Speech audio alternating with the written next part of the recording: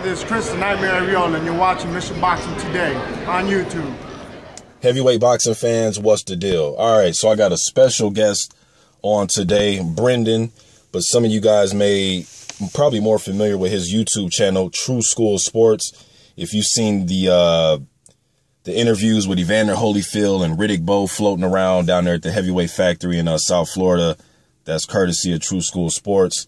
What's up, Brendan? Hey, what's up, man? I'm glad to be on your channel. You're like one of my favorite channels on the YTVC, so it's definitely an honor. I appreciate that, man. Now, me and you have been subbed to each other for a while now, and I've, a lot of my information that I get on like Shannon Briggs and Jarrell Miller and some of those guys come from your videos because you're down there at the Heavyweight Factory. You're pretty lucky, man, to be down in that region, but to cover that gym. When I first was seeing that gym, I would always see it around, but I never knew where the gym was, who gym it was. I didn't even know where it was. I used to call it the Blood, Sweat, and Tears gym because I have that painted on the wall. You know what I mean? So I would see Klitschko, Joseph Parker, Shannon Briggs, all these guys at this gym. What is it like at that gym? Like, what's like what's a busy day there? I would say a busy day at the Heavyweight Factory. I mean, usually when I go on a specific day of the week, so it's always a little bit different than other days of the week. But I would say a busy day would probably be like you'll have your guys like Trevor Bryan and Amir Imam. They'll daisy train earlier in the morning, and then you have Shannon come in probably in the afternoon. And then in between that time, you'll never know. Like you really don't know who's going to walk in there. Like sometimes I've been in there some days. I see Holyfield walking at 3 p.m. Or I see Michael Moore there at noon. So it's a really interesting place. You just get like all these different heavyweights coming in at all these different times, and you always get great stories and pick up a ton of boxing knowledge. I would definitely say just by being there, like I don't have to like do anything. Just by being there, listening to like Bowe or Holyfield or whoever talk, I've learned like way more about boxing than I could probably learn reading a book. It's ridiculous. Yep. And then, here in America, man, when you hear of famous gyms, you hear of places like Fifth Street Gym down in Miami Beach, Wild Card, Gleason's, Crunk, although Crunk is closed, but Front Street out in Philly, the Mayweather Boxing Club, the West Side Boxing Club. Yeah, Joe Hands in Philly. I mean, but I don't really hear nobody talking about the Heavyweight Factory like that, man. What do you think it is? And how important do you think Shannon Briggs is with the Let's Go champ and everything he's doing? Although he's not the only fighter there, but it's like Briggs is almost like the face of the gym, at least the last year, in my opinion. How important do you think Shannon being there and just him getting a title shot coming up, how important do you think Shannon Briggs is to the gym right now? He's very important to the gym. I would say because Klitschko hasn't been very active and he hasn't even been to the gym in like probably a year or so. I haven't seen him there at least in the last year or so. So any glimpse that people get of that gym is usually of Shannon in it. So I think he's very important to that gym. He's always a great spirit. He lifts the spirit of all the fighters that are in there. Always creates a great environment. And he's very important. And like I think like you said, kind of he's the face of that gym. And when you talk about the Heavyweight Factory, you got to talk about Shannon Briggs. And because Shannon is there, I think he's also attracted a lot of heavyweights, as you've seen with, like, Stiver. He was there back in March. That was kind of when me and you first connected. And then Jarrell Miller's been there. He's been working with him and really, kind of just picking his brain. He's glued to Shannon Briggs. Like, the other day I was there, and Jarrell was talking to him for damn near an hour after he was done training. So, yeah, I mean, Shannon is the Heavyweight Factory, in my opinion, honestly. Okay, now, for some of the listeners out there, they come to my channel and they ask me, hey, does Shannon Briggs does he own the gym? Who owns the gym? What's his name? The guy who owns the gym is a dude by the name of Chris Lawrence. And Chris Lawrence, from the minimal knowledge I have on him, because I've really never talked to him, but if you go on my channel, and you see an interview, it's not with Briggs or Miller, but it'll be with like this kid who's wearing a blue Shannon Briggs shirt. It actually turns out that was the son's owner. I didn't know that, but he's the kid I talked to in the gym. But Chris Lawrence, from what I know, he did stuff with Don King back in the day, and I guess that's how he's kind of got his foot in the door of boxing, and it makes sense because he's now got Holyfield and Bowe working at the gym, and those guys are very well connected with Don King. So, yeah, Chris Lawrence owns the gym, and he also takes care of a lot of the promotional stuff, like the card that happened last September when when Shannon Briggs saw Mike Rohn and they brought all the heavyweights out. So, yeah, I'm just gonna try to get more connected with him. I don't really know him like that yet, but yeah, that's his name, Chris Lawrence. Now, who were some of the heavyweights that he was able to bring out and showcase the night where they had the Night of the Legends? Who were some of the heavyweights that were there? Okay, well, the heavyweights that were there, you had, obviously, you had Lennox Lewis was there, Hasim Rahman, Vladimir Klitschko, Vitaly Klitschko, Lamont Brewster, Bone Crusher Smith, Chris Bird, Pinklin Thomas. You had, who else am I missing? You had John Ruiz. Mike Tyson was supposed to be there, but he wound up going, he couldn't make the event. Larry Holmes was there. You had pretty much just almost anybody you can think of that's still alive was there that night, except probably George Foreman. Okay, then you had like Tubbs and Tucker and those guys. Yeah, Tony Tubbs, Tony Tucker, all those guys, yeah. Mike Weaver, was Weaver there? Mike Weaver, no, I didn't see Mike Weaver there. Okay. So yeah, man, so that lets you know right there that that gym, that area has a lot of, drawing power to that gym and its name, man. Now there's, some heavyweight prospects that'll come to my channel, usually because I do videos about them, but they always ask me gyms that they can go to, and I'll tell them the Heavyweight Factory. It's kind of like, I scratch my head sometimes because it's kind of like, man, who doesn't know about the Heavyweight Factory? Where is it located exactly?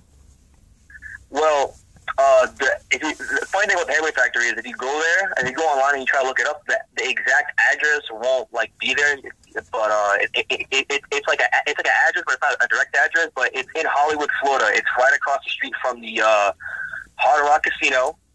It's if you ever get a chance to make it out to South Florida in Hollywood, it'll be at the Hard Rock Casino, and there'll be a garage that says Lucky Street Parking Garage. And right across from that garage, there's a building, and it's like a warehouse, and you'll see a parking lot, and you'll kind of see into the gym. There's a parking lot, and you'll see a bunch of posters and people sitting in the front.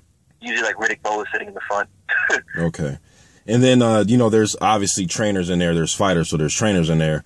Yeah. What is it like watching a guy like Stacey McKinley train? Because I mean, he's trained guys from all the way from Mike Tyson to Alexander Povetkin. You know what I mean? With fighters in between, you know what I mean? So what is it like just soaking up the knowledge, listening to him, watching him do the pad works? And do you think he's more of a trainer or a teacher? Stacey McKinley is definitely a teacher. I think a lot of the newer school trainers, they always tend to focus on, maybe the strength and conditioning side of boxing, but Stacey McKinley is more about the nuances of boxing. I remember when I saw him training Stavern, he was teaching Stavern how to kind of like duck under and slip punches, because Stavern's that's not really something he's good at, and he's really big on foot positioning and head movement and moving your head off the line. So I would definitely say Stacey McKinley is a teacher, but aside from Stacey, because I know Stacey's definitely got the reputation because people know him from the Mike Tyson days, but the guy I would say to me is like, Stacey does a good job, but the guy to me who I feel is also just as important as Stacey but doesn't get the credit is a guy named Jesse Robinson, who I've done interviews with on my channel. If you guys watch Shannon Briggs' videos, you probably see like Jesse Robinson in the background. He worked at the Krong Gym with Emmanuel Stewart, and he worked with the guys like Michael Moore, Hilmer Kenty, guys of that nature over there at the Krong Gym way back in the day, because he's from Detroit. I think he has just as of an important of a role as Stacey McKinley, just because he's got a lot of good old school techniques. I mean, I'm not gonna talk about him, but I've heard him talk to Shannon about a lot of stuff that seemed to help Shannon conditioning. There was a place out in Carson, California. It was called the All-American Heavyweight camp they had out there in Carson. Guy named Michael King, who has passed away now, but he was a big-time TV producer. He held properties that included the Oprah Show, Wheel of Fortune, Jeopardy. He started that All-American Heavyweight where they were bringing in guys that didn't make the NFL or NBA or NHL or any damn sporting league bring them in, and they'll try to, you know, weed through the guys they don't want and just keep the guys that remain at the end and train them. Now, out of that camp, they had guys like Charles Martin, who held the IBF title. I've heard about this before. Yeah, Dominic Brazil, Gerald Washington, Ed Lattimore. I mean, there's a lot of guys. I don't want to start naming because I'm going to know I'm forget somebody. But, you know, now that's gone now. That's debunked. Like, they don't have that no more. So to me, man, the next best place, again, I know there's good gyms all across the country, but I think the Heavyweight Factory should start something like that. I'm not sure if they have the people in place to start something like that, but do you think that'd be a good idea if they were to bring in like top heavyweight amateurs and just kind of have like a gym where it's just strictly heavyweights and try to produce them? I think that'd be a very good idea because when you mention like kind of like football players kind of trying to become like fighters and stuff like that, we kind of already have that. Quadrain Hill played for the University of Miami, and he's a heavyweight himself, and he gets good sparring there all the time. But yeah, I think there would be, because if you go to the gym, there's actually 3 boxing rings, so there's definitely enough space to have 3 different sparring sessions going on. You can rotate. A lot of good boxing minds in there. A lot of, like you said, one of your videos recently, a lot of championship knowledge. I think if you took maybe, it doesn't even have to be like a prolonged period of time. It could be like maybe like a week or a week and a half or 10 days. I think if you brought maybe 8 or 10 heavyweights in, and you had Jason McKinley and Jesse Robinson and some of the coaches there, along with the other guys that are in the gym like Holyfield and more, you'd probably get these heavyweights get very good sparring, but they'd also pick up a lot of knowledge that would help them as fighters, because as you and I both know, the American heavyweight boxing scene, it's lacking right now, and I think it's the knowledge those guys have that they can pass on to some of these younger heavyweights. It would be a huge dividend in making them better fighters, I feel. Mm-hmm. Now, as far as the sparring, what, like, have you been present for any of the, like, wars in the gym as far as, like, certain guys going at it and sparring? I haven't, actually. Friday was actually the first time I've ever really seen sparring in the gym, because I usually go on Mondays, and they don't spar on Mondays, so no, I haven't. But I know I've heard stories about the sparring. Tell you stories about the sparring. Okay. Do you care to share any of those stories? Yeah, I'll share some of them. I know Shannon and Trevor Bryan have sparred plenty of times. I know early on, as Shannon was making his comeback to boxing, I would say this is probably his 3rd or 4th pro, like the 3rd or 4th like fight he had in his comeback. Mm-hmm. As he was coming back, you know, Trevor Bryan was really instrumental in like just pushing him like round after round. And I know they had one sparring session where just because Shannon was out of shape, Big Trevor was really getting the best of him. And if you ask Shannon himself, he'll tell you that like Big Trev early on in the comeback was really instrumental into getting him back into shape. And I just know I know that Shannon spoke about this, and you know, he's gone through his struggles with cardio, and he credits a lot of where he's at right now as a fighter to Trevor Bryan. So yeah, I would say the early like sparring, like the first 4 fights in his comeback, he says Trevor Bryan has made my conditioning a lot better. Okay. And what's the vibe like with the upcoming fight with Lucas Brown? Shannon Briggs going to get a shot at that regular WBA title. What's the vibe like in the gym right now? And how are the other fighters taking that Briggs is going on to fight for a title? The vibe is just, I would say it's a vibe of straight and like anticipation. You know, Shannon's been training for a very long time, waiting for an opportunity like this, and he's going to get it. And I would say that, you know, guys like Miller, guys like Bryan, they're not only there to pick up knowledge, but they're there to push Shannon so that they can see him hopefully pick up a title. And I know Bowe and Holyfield and all these guys are very excited. It's just, in a sense, it's like there's a lot of anticipation, but it's also a sense of relief, because for a very long time, it just felt like Shannon was never going to get any shot against any notable opponent, because for whatever reason, you know, fights kept falling through. You know, you covered the David Haye, as I did, the David Haye situation very in depth. So, you know, it's a sense of relief, and it's also just the anticipation of that fight happening. So I'm very excited for it, as I know as everybody else in the gym. Yep. Now, you mentioned Miller and Trevor Bryan. You were there the day that they got into it? I actually wasn't. I wasn't the day they got into it, but I was there Friday, and I saw both of them there. Okay. They were in the same gym for like 4 or 5 hours. Is there any type of tension as far as like, hey, I'm going to just stay to myself, you stay to yourself type of thing? Or are they cordial with each other, or is it like some tension? They're cordial, but I will say that when I was there the other day, I didn't really notice that. I didn't really see any interaction, if there was any. I didn't really see any interaction between the two.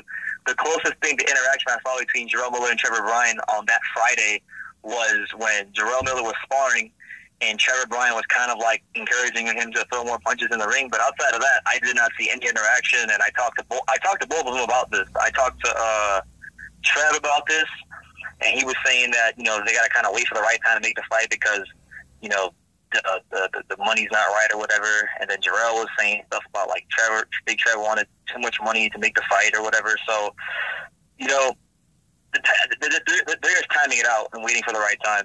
But yeah, they don't really talk that much. That's what I did notice. Okay, and then with the Stavern situation, obviously you said you wasn't there that day, but just when you got back to the gym and just listened to everybody talk about it, how serious was that? Because a lot of people, when I dropped the video, people are saying, "Oh, this is staged." A lot of fans think everything's staged in boxing. From what you heard though, and from what you feel about it, how serious you think that situation was between Stavern and Jarrell Miller? I actually think it was a serious situation, and I'll tell you why. Because before that even happened, I dropped a video on my channel, and it was of Trevor Bryan was in the ring stretching, and he was talking about Jarrell Miller, and Stavern had told Trev about I guess Jarrell tagged everybody in the heavyweight factory except Shannon, that he would go down there and he would beat up on everybody, and Big Trev and Bermain were saying that, if he wants to come get it. And eventually he came there, and you saw what happened with Stavern. So I do think that was real. I still do want to see that fight. I hope that eventually Jarrell and Bermain get a chance to fight. But that was definitely real. I have no question about it. The questions about it, because I remember when I posted the video, Jarrell was all over my comment section talking about, "I'm coming right now.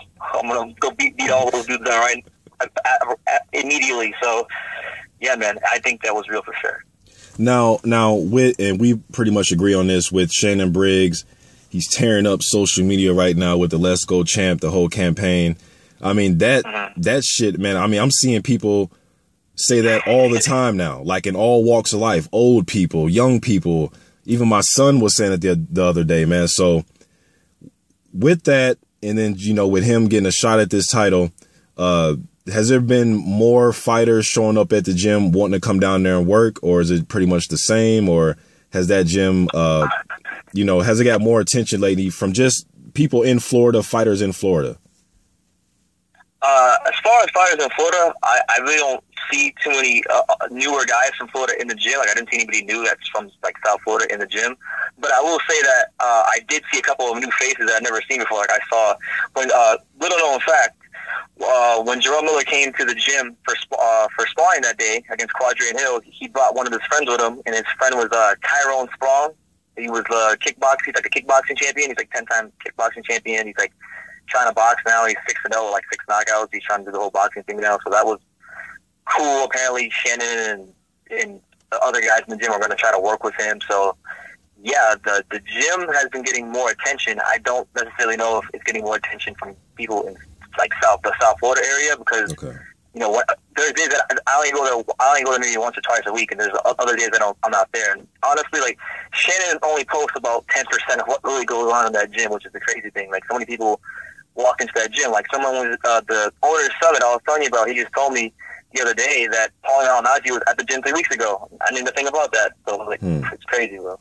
Yeah, and Tyrone Sprong, I've done a few videos about him. I made a prospect watch video on him. He's undefeated. They were talking about him fighting, this was months ago, against a guy named Nick Webb, who's an undefeated prospect out of the UK.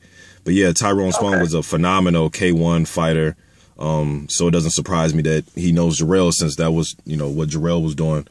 But But yeah, man, I like to see Spong in that gym getting work in. If he wants to get some good work in as far as boxing goes, I think that's, you know, for the heavyweights, that's probably the best gym you can go to, man. Now, when you're in the gym and I don't know if this even comes up, but do some of the guys in the gym say this is the best place to go for good sparring as far as heavyweights? I've never really heard anybody say that, but I know Shannon is always, the door is always open for heavyweights to come down and get some sparring. The door is always open. So I would encourage any heavyweights, because I know a lot of heavyweights watch your channel. If you're trying to get some good sparring, you know, come to the Heavyweight Factory, Hollywood, Florida. Hit up Shannon. He'll give you the address, and yeah, you'll get your sparring.